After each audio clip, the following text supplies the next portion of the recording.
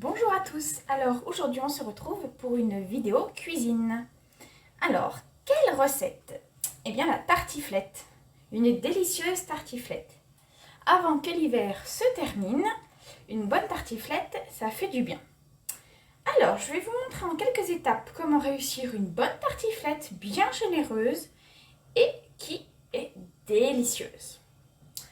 Alors déjà, première étape, vous allez prendre un plat qui va au four et vous allez le graisser.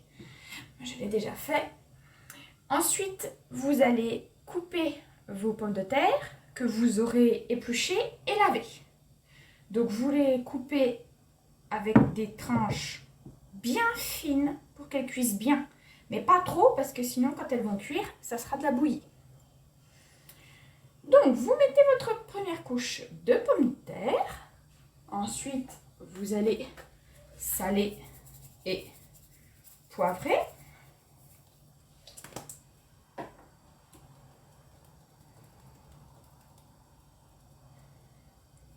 Voilà. Mettre un petit peu d'ail. Juste un tout petit peu, pas trop, sinon ça va gâcher le goût. Ensuite, on va mettre à peu près 3 bonnes cuillères à soupe de crème, comme ceci. On étale à peu près sur toutes les pommes de terre. De toute façon, quand la crème va cuire, elle va devenir un peu plus liquide et elle va s'éparpiller partout. Donc c'est pas la peine de foutre, on va dire, je sais pas combien de crème, au moins 1 litre, ça sert à rien, ça sera gras et pas bon. Alors, ensuite, vous allez mettre un petit peu de gruyère pour un petit peu plus de gourmandise. Hop. Juste comme ceci, un tout petit peu. Une petite pincée comme ça. Donc voilà déjà, première couche. Ensuite, on va couper notre fromage à tartiflette. Alors, il y a les traits, on les suit. Hop.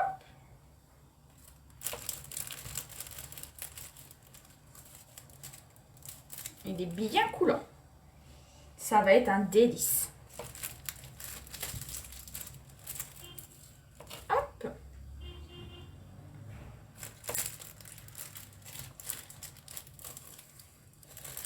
Voilà. On dispose bien. Donc cela ne sert à rien de mettre trop de fromage à tartiflette parce que sinon ce sera écœurant. Bon, après si vraiment vous l'aimez comme ça, hein, je ne vais pas vous contrarier.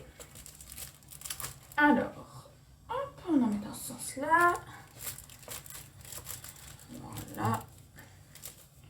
Le dernier morceau là. Et voilà. Alors, ensuite, on va remettre une couche de pommes de terre. Alors, au niveau quantité, les pommes de terre, c'est vraiment selon la taille. Et puis selon votre plat. Plus votre plat est grand, plus il vous faudra de pommes de terre. Par contre, si elles sont grosses, faites attention à justement pas vous retrouver avec trop de pommes de terre.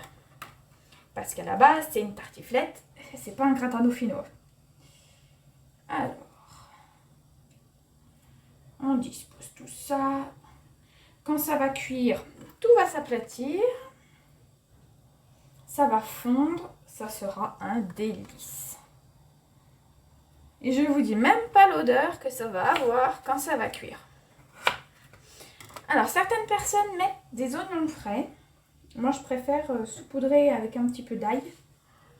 Je trouve ça mieux, ça, voilà, c'est plus léger en goût. Surtout si vous faites ça avec des invités qui n'aiment pas trop, on va dire, l'ail ou les oignons.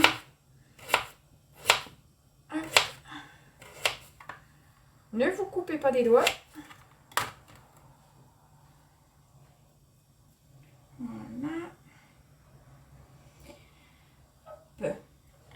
va disposer tout ça. Donc si vous avez des questions par rapport à la recette, n'hésitez pas, je serai ravie de vous aider. Et si vous avez aussi des autres petites idées à rajouter comme ingrédients dans la tartiflette, je serai ravie de savoir qu'est-ce que c'est. Alors, on continue avec nos pommes de terre. Là, moi j'en ai mis 8. Il y avait des grosses et des plus petites. Hop.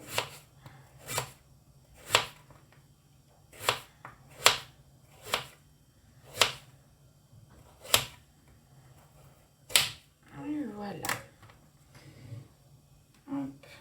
Un plat bien réconfortant. Alors justement, en parlant de réconfort, à propos du gras, parlons de choses qui fâchent. Ne mettez pas trop de crème, ça sera trop lourd, trop gras et écœurant.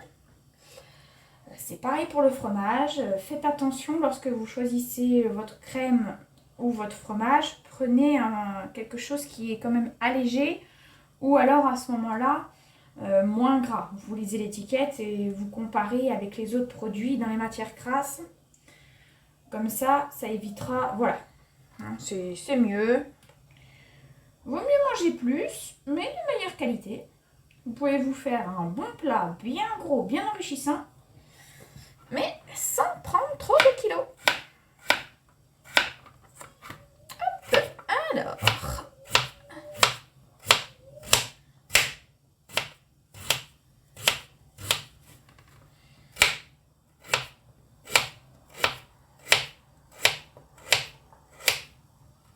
Voilà. Dans les jours qui arrivent, les semaines qui arrivent, je vous mettrai plusieurs vidéos de cuisine de ce genre-là.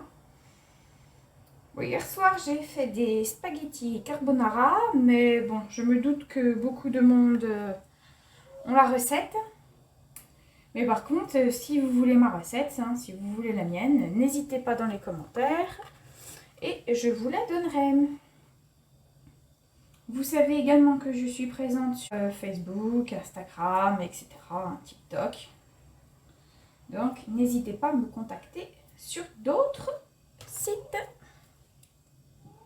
Voilà. Et voilà. Nos belles pommes de terre bien généreuses et bien bonnes. Alors, on va remettre sel et poivre avec de l'ail.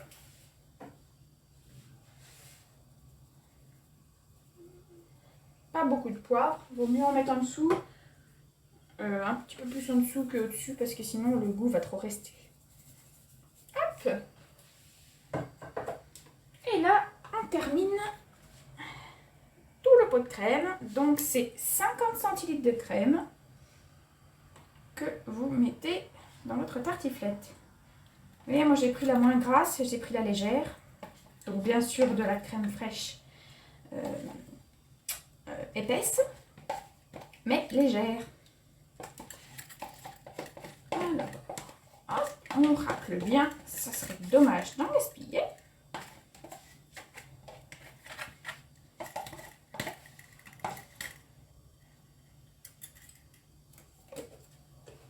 Voilà, on étale tout ça.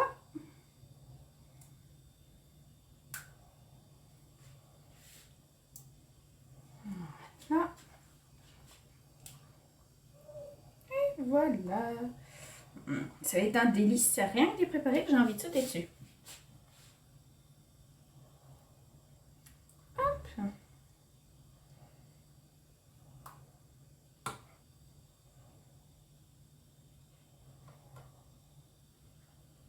Et voilà. Alors, petite pensée à ma maman qui travaille et qui adore lécher les cuillères de crème. Hop. Voilà. C'est parfait, c'est tout bien étalé. Maintenant, on remet du gruyère.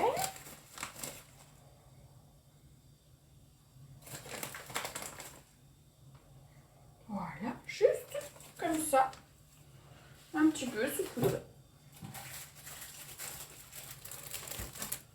Alors, avant de remettre mettre l'autre fromage, on va déjà rajouter les lardons. Alors, les lardons, moi j'ai 150 g de lardons. Donc, bien sûr, j'ai pris des lardons fumés, hein, le goût est tellement meilleur. Mais par contre, avec moins 25% de sel. Parce que c'est très salé, les lardons fumés. Et franchement, sinon ça gâcherait tout le goût de la tartiflette. Hop. Donc, je les ai fait cuire à l'avance. Faites-les bien cuire, comme ça, ça va enlever un peu le gras du lardon. Et vous aurez vraiment que le goût de la viande, vraiment le bon goût du cochon, quoi. Alors, hop. Voilà. Et si vous ne les faites pas cuire avant, ben vous avez un risque qu'ils ne soient pas cuits à l'intérieur. Parce que plus votre tartiflette sera épaisse, et plus elle aura du mal à cuire.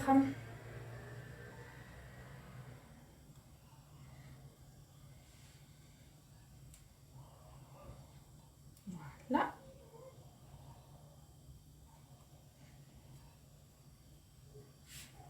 Et voilà, les lardons sont mis. Alors, on va pouvoir continuer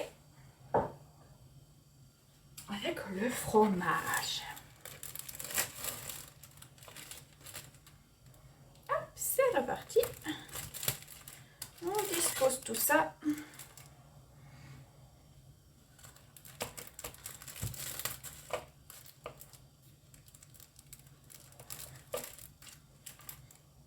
Voilà. On va terminer ensuite par une couche de gruyère râpée pour tout bien faire gratiner et que ce soit encore plus savoureux. Avec le bon goût de gratin, c'est un délice. Hop.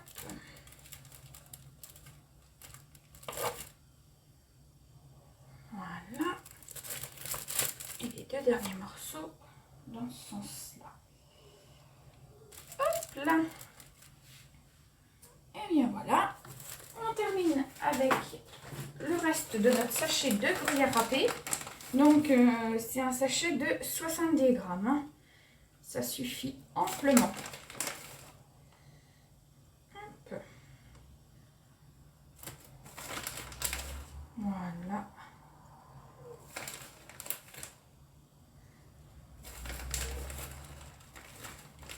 Donc je vous mettrai la photo finale sur Facebook.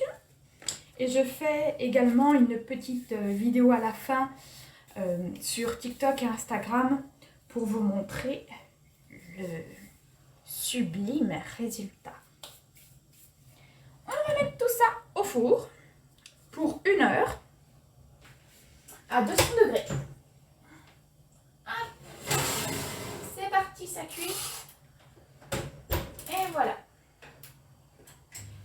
J'espère que vous allez bien vous régaler. Donc je vous dis à la prochaine pour une recette encore. Et oui, une superbe recette. Laquelle? Eh bien ça je vous dis pas. Et puis en attendant, je vous dis prenez bien soin de vous surtout. Et à bientôt.